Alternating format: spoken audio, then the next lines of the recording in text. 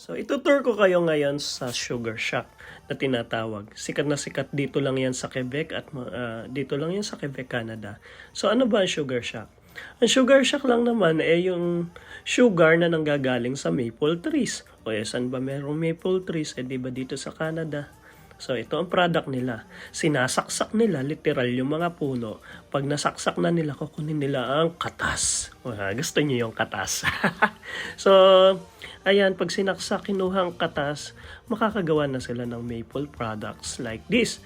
Maple bars, maple, ano pa ba?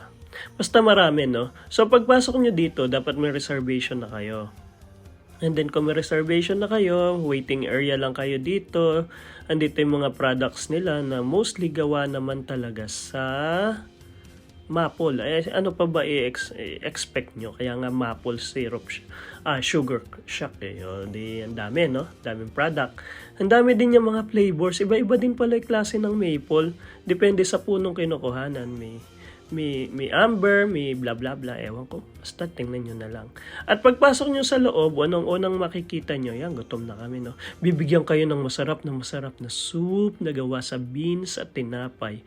Honestly, bubusugin nila kayo sa mga ganto para di na kayo makakain sa mga susunod na meal pa. Pero hindi ako na full dyan. Inintay ko talaga yung, at dada, yan, sausage. Itong gusto ko talaga, yung parang bacon na crispy pero ang alat. Kaya pala maalat kasi gagamitan mo nga siya ng maple syrups. So everything daw, sabi ng mga pinsan ko. Put everything maple in your food. Even sa itlog. Yes, itlog, nilagyan namin ng maple syrup, patatas na prito, ham, beans, pati coffee, maple syrup ang ginamit at ang sarap talaga naman, no? And then, ang pinakahuli, pag busog na kayo, ayan, may pamatay na ano, ayan, yan. Diabetic. Sige. Tapos may mga farm na maliit dito. And then, makikita nyo ako dito. Ako to pag winter, ano? Makikita nyo yung replica ko dito, gumagalaw, dalawa. So, ayan. Ayan ang replica ko, yung mga porky.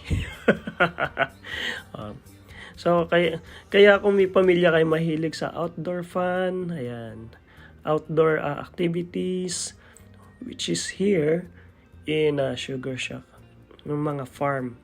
Ayan, tama na exposure mong baboy ka. Halika na. Alis na tayo. Masyado mo akong ina-expose. Sige na, labas. Then paglabas nyo, makikita nyo dito ang inaabangan ng lahat. Ang pagkuha ng maple candy. Kaya no, nilusaw na maple lang yan, and then if you bibigyan ka nila ng stick and then i-roll mo lang. Alam nyo ba na $5 daw isang ganyan doon sa city? So kailangan natin makarami. Sige, ikutin mo. Kaso hindi ko kaya. Masyadong matamis, nakadalawa lang ako. So uwian na, naka 2 hours kami doon halos, or 3 hours. And then medyo malayo from Montreal, 3 hours travel. So okay, see you, bye-bye.